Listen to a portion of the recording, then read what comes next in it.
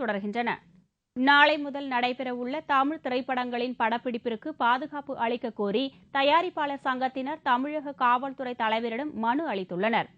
தமிழ் திரைப்பட தயாரிப்பாளர் சங்க துணைத் தலைவர் சிவா தலைமையில் செயலாளர் தேனப்பன் மற்றும் முரளிதரன் ஆகியோர் தமிழக காவல்துறை தலைவர் ராமானுஜத்தை சந்தித்து மனு ஒன்றை அளித்தனர். அதில் தமிழகம் முழுவதும் நாளை முதல் நடைபெறவுள்ள படப்பிடிப்பிற்கு பாதுகாப்பு வழங்க வேண்டும் என்று கோரிக்கை விடுக்கப்பட்டுள்ளது. பெப்சி வேலைநிறுத்தம் காரணமாக படப்பிடிப்புகள் நிறுத்தப்பட்டுள்ளதால் பல படங்களை வெளியிட முடியாத நிலை ஏற்பட்டுள்ளதாக தயாரிப்பாளர் சங்க நிர்வாகிகள் தெரிவித்துள்ளனர். நாளையிலிருந்து நடக்கும் படப்பிடிப்புகளுக்கு எங்களுக்கு தேவையான பாதுகாப்பை கொடுக்குமாறு காவல்துறை அதிகாரியிடம் விண்ணப்பித்திருக்கோம். அவ்வளோதான். டிஜிபிட்ட மனு கொடுத்துருக்கோம். ஆமாம், அவங்க தே வில் டேக் கேர். நாங்கள் கொடுத்தாங்க. அதெல்லாம் உங்களுக்கு நாளைக்கு தெரிய வரும். நாங்களும் அரேஞ்ச் பண்ணிட்டு இருக்கோம். என்ன நடக்கும் நாளைக்கு இல்லை ஒரு பாதுகாப்புக்கு. ஏன்னா வேலை செய்கிற ஆர்டிஸ்ட் டெக்னீஷியன் மற்றவங்களுக்கு பாதுகாப்பு வேணும்ன்றக்காக நாங்கள் ஒரு முன்னெச்சரிக்கையாக ஒரு பாதுகாப்பு மனு கேட்டு கொடுத்துருக்கோம்.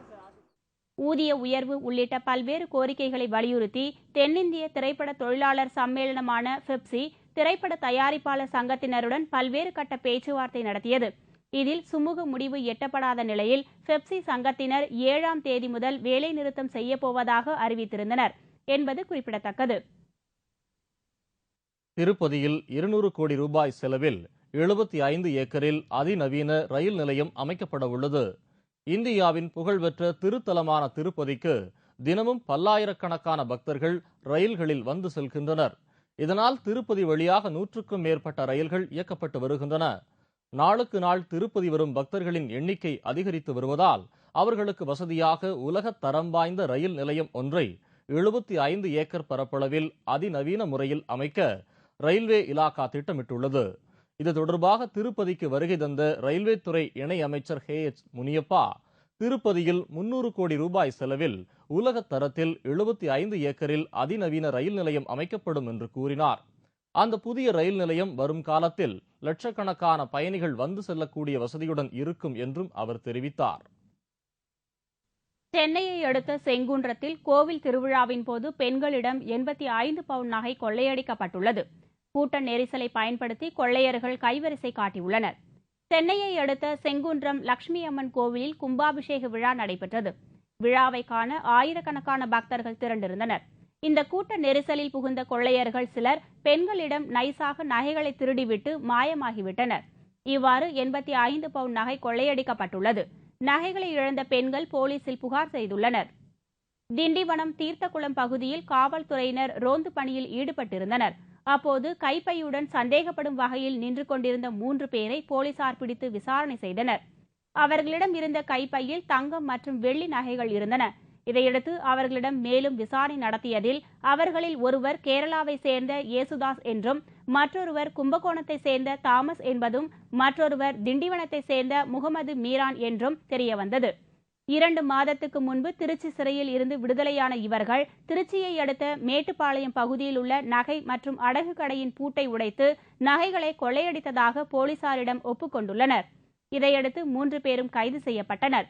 அவர்கள் கொடுத்த தகவலை அடுத்து 25 லட்சம் ரூபாய் மதிப்புள்ள தங்கம் மற்றும் வெள்ளி பொருட்களையும் ரொக்க பணத்தையும் போலீசார் பறிமுதல் செய்தனர்.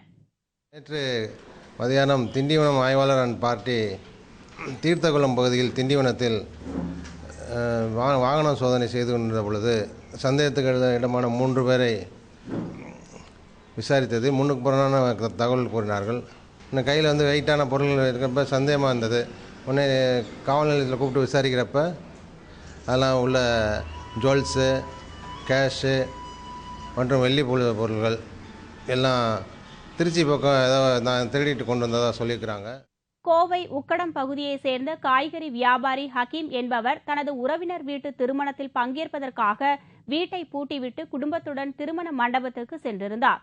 திரும்பி வந்து பார்த்தபோது வீட்டின் பூட்டு உடைக்கப்பட்டு கதவு திறந்திருந்தது. உள்ளே சென்று பார்த்தபோது பீரோ உடைக்கப்பட்டு அதில் வைத்திருந்த 3 லட்சம் ரூபாய் மதிப்புள்ள நகைகள் கொள்ளையடிக்கப்பட்டிருந்தது.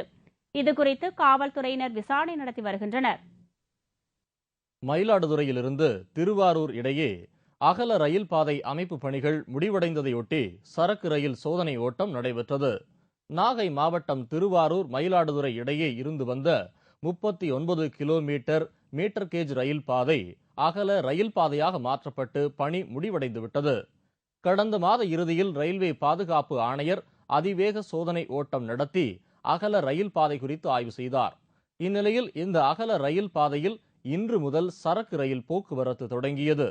காரைக்காலில் தனியார் துறைமுகத்திலிருந்து 59 பெட்டிகளில் நிலக்கரி ஏற்றிக்கொண்டு திருவாரூர் வழியாக மயிலாடுதுறையை வந்தடைந்தது. மயிலாடுதுறை திருவாரூர் சரக்கு ரயில் போக்குவரத்து தொடங்கியுள்ள நிலையில் விரைவில் பயணிகள் ரயில் தொடங்கும் என்று பொதுமக்கள் மிகுந்த எதிர்பார்ப்புடன் உள்ளனர். தெர்மாமீட்டர் தயாரிக்கும் தொழிற்சாலையில் இருந்து வெளியேறும் பாதரச கழிவினால் கொடைக்கானல் நகரம் பாதிக்கப்படும் அபாயம் ஏற்பட்டுள்ளது. மனிதனுக்கு ஏற்படும் காய்ச்சலின் தன்மையை அறிந்து கொள்ள மருத்துவர்களுக்கு பெரிதும் உறுதுணையாக இருப்பது பாதரசம் நிரப்பப்பட்ட தெர்மாமீட்டர் ஆகும். பாதரசம் பல் மருத்துவத்திற்கும் தோல் நோய் குணப்படுத்துவதற்கும் பயன்படுத்தப்படுகிறது. இது மட்டுமின்றி பூச்சி மருந்து, எலக்ட்ரானிக் சாதனங்கள், மின் விளக்குகள் தயாரிக்கவும் பயன்படுகிறது. சுமார் 3000க்கும் மேற்பட்ட பொருட்கள் தயாரிக்க உதவும் பாதரச கழிவுகள் தற்போது சுற்றுச்சூழலுக்கும் மனிதனின் உடல் நலத்திற்கும் கேடு விளைவிக்கிறது. உலகின் மிக மோசமான 6 விதமான நச்சுகளில் ஒன்று என ஐநா சபையால் பட்டியலிடப்பட்ட இந்த பாதரசத்தை பயன்படுத்தி தெர்மாமீட்டர் தயாரிக்கும் நிறுவனம் கொடைக்கானலில் இயங்கி வருகிறது. இந்த தொழிற்சாலையில் இருந்து வெளியேற்றப்படும் பாதரச கழிவுகள் முறையாக அப்புறப்படுத்தப்படாமல் இங்குள்ள ஆறுகளில் கலக்கப்படுகிறது. பாதரசம் கலந்த தண்ணீர் குடிப்பதினால் சிறுநீரகம், நரம்பு மண்டலம் மற்றும் சுவாச மண்டலங்கள் செயலிழக்கும் அபாயம் இருப்பதாக சமூக ஆர்வலர்கள் அதிர்ச்சி தெரிவித்தனர். மேலும் எதிர்கால சந்ததியினருக்கு உடல் ரீதியாகவும் மன ரீதியாகவும் பாதிப்பு விளைவிக்கக்கூடிய இந்த தொழிற்சாலையை உடனடியாக மூட வேண்டும் என்று அப்பகுதி மக்கள் அரசுக்கு கோரிக்கை விடுத்துள்ளனர். கிருஷ்ணகிரியில் மணல் கொள்ளையில் ஈடுபட்ட 50க்கும் மேற்பட்ட வாகனங்கள் வருவாய்த்துறையினரால் பறிமுதல் செய்யப்பட்டுள்ளன. கிருஷ்ணகிரி மாவட்டம் தென்பெண்ணை ஆற்றிலிருந்து அதனை சுற்றியுள்ள 36 கிராமங்களுக்கு தண்ணீர் வழங்கப்பட்டு வருகிறது. அந்த பகுதியில் மணல் கொள்ளை நடப்பது வழக்கமான ஒன்றாகும். இந்நிலையில் வருவாய் கோட்டாட்சியர் சதீஷ் தலைமையிலான தனிப்படையினர் திடீரென அந்த பகுதியில் சோதனை மேற்கொண்டனர். வருவாய்த்துறையினர் வருவதைக் கண்ட மணற்கொள்ளையர்கள் ஓட்டம் பிடித்தனர். இதனைத் தொடர்ந்து மணற்கொள்ளைக்கு பயன்படுத்தப்பட்ட டிராக்டர்கள், மாட்டு வண்டிகள் உள்ளிட்ட 50க்கும் மேற்பட்ட வாகனங்களை வருவாய்த்துறையினர் பறிமுதல் செய்தனர். தப்பியோடிய மணற்கொள்ளையர்களை தேடி வருகின்றனர். தென்பெண்ணை ஆற்றில் நடைபெறும் இந்த மணற்கொள்ளையால் அதனை சுற்றியுள்ள கிராமங்களுக்கு தண்ணீர் பஞ்சம் ஏற்படக்கூடிய அபாயம் உள்ளதாக அந்த பகுதி மக்கள் கவலை தெரிவிக்கின்றனர். சைக்கிள் என்றால் இரும்பில் தான் செய்யப்படுகிறது. ஆனால் மூங்கில் குச்சிகளை வைத்து அருமையான சைக்கிள் தயாரித்திருக்கிறார்கள். மணிப்பூர் மாநில தலைநகர் இன்பால் நகரில் வாழ்க்கையில் சைக்கிளின் பங்கு என்ற தலைப்பில் கருத்தரங்கு ஒன்று நடைபெற்றது. இதில் மூங்கில் சட்டங்களை சைக்கிளின் பிரேமாக கொண்டு தயாரிக்கப்பட்ட மூங்கில் சைக்கிள்கள் அறிமுகப்படுத்தப்பட்டது. இந்த மூங்கில் சைக்கிளை பயன்படுத்துவதன் மூலம் சாலை போக்குவரத்தில் மாசு கட்டுப்பாட்டை பாதுகாக்க முடியும் என்று கருத்தரங்கில் தெரிவிக்கப்பட்டது.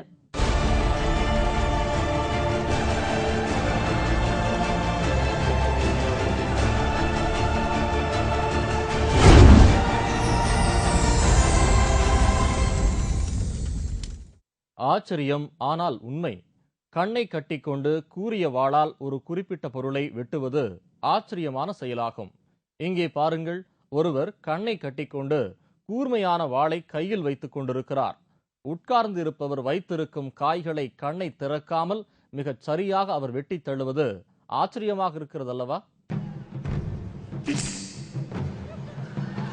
It is extremely sharp and very dangerous. Please do not try anything like this at home. Nice and tight up.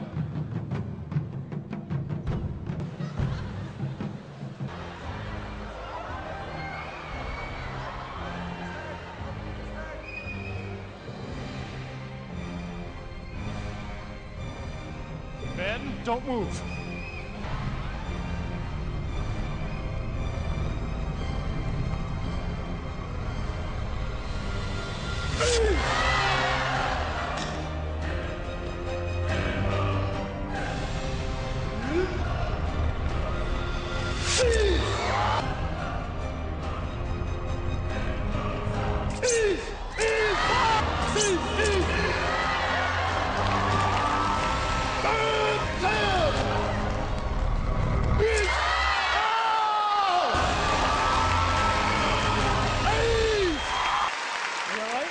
Okay? You're not caught? Ladies and gentlemen, a man without fear. Man!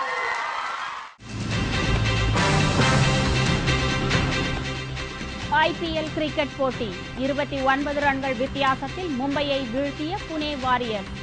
விவரம் இடைவேளைக்கு பிறகு.